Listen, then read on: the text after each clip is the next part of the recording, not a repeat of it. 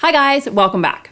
This is the second of 4 videos that I'm making specifically for teachers to help show you how you can support students in your class who are getting bullied or picked on. So as a psychologist, I work with a lot of teachers, and a common question I get asked is, what do I actually say that's going to help students?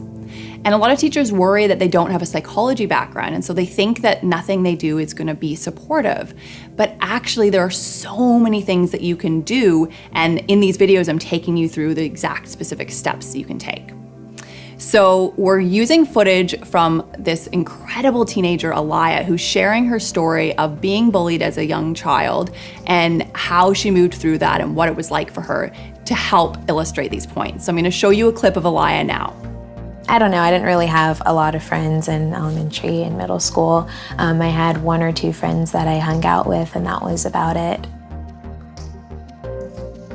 So in the last video, we talked about how to use empathy, which is the first step in helping students in these situations. So if you haven't already checked that video out, do that after this one. But this is the second step, which is how to share your own past painful experiences in a way that really helps kids that are being picked on or bullied.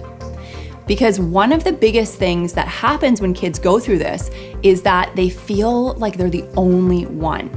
And so sharing about an experience that you've gone through that's similar to theirs really helps shift that perspective.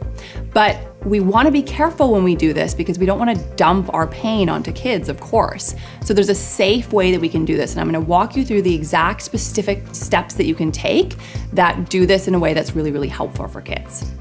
So the first thing you want to do is find some experience in your life that is in some way similar. It doesn't have to be the same, but something that you can relate to where you go, okay, I think this might be similar to what they're experiencing. And then you want to say something like, when I was left out or being picked on, this is what I felt. So for example, for me, when I was young, there was this one stage that I went through where the most popular girl in class decided that she didn't like me. I can't even remember why. She was mad at me for some reason. And so she kind of started all these rumors and had about half the class or more than half the class gang up on me. And that made me feel scared, lonely, rejected, sad, angry, all sorts of things. So a simple story like that shows kids that they're not the only one, which is so powerful. So you just say something like that. Now, it's really important when you're sharing a story like this that you've already processed the feelings. So it can't be something that you're currently going through or that still feels hard. Like when you talk about it, if it still has that pang to it, those are the ones that you want to keep to yourself and process separately. But if it's something that you fully processed, that you went through and it was hard at the time, but now it feels okay, that's the kind of story that you want to share. And the second thing you want to say after you share a story is reinforce that these feelings are normal. So sharing your own experience is a huge step in the right direction to show that these feelings are experienced by anyone. But you also want to show them that their peers feel these feelings as well, because kids care a lot more about what's happening with their peers than they do about adults. And so we want to help them see that every kid and teenager goes through experiences where they feel left out, where they feel isolated or lonely or rejected. And you want to help them see that even those kids that are picking on them, they also feel those feelings. So maybe it's not something that they see at school, but maybe at home or maybe in a different context. Those kids that are picking on them also have those feelings. So that will make a huge impact. We're normalizing this experience.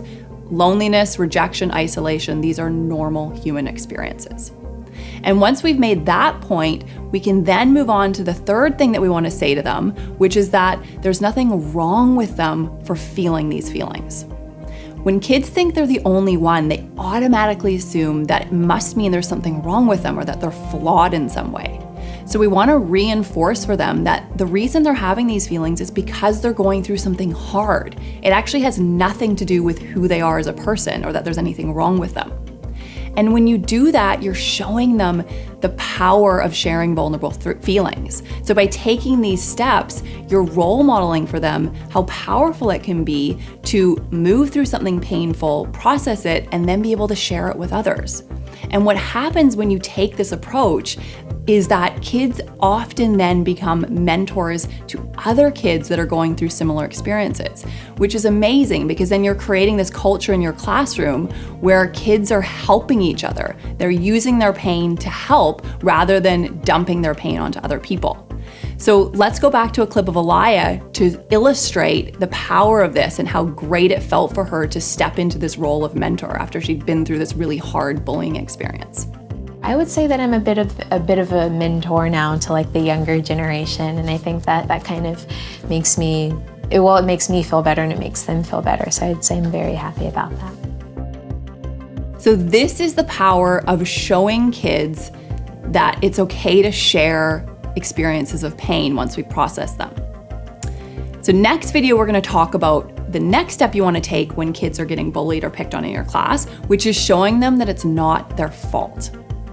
So if you like this video, please comment on it, share it. Thanks so much for all of the feedback I've gotten for the last video. Super excited about that. The more people that are watching them, the more videos I'll make. And if you're interested in teacher trainings, I run them all over the world. So contact me through my website, www.openparachutes.schools.com.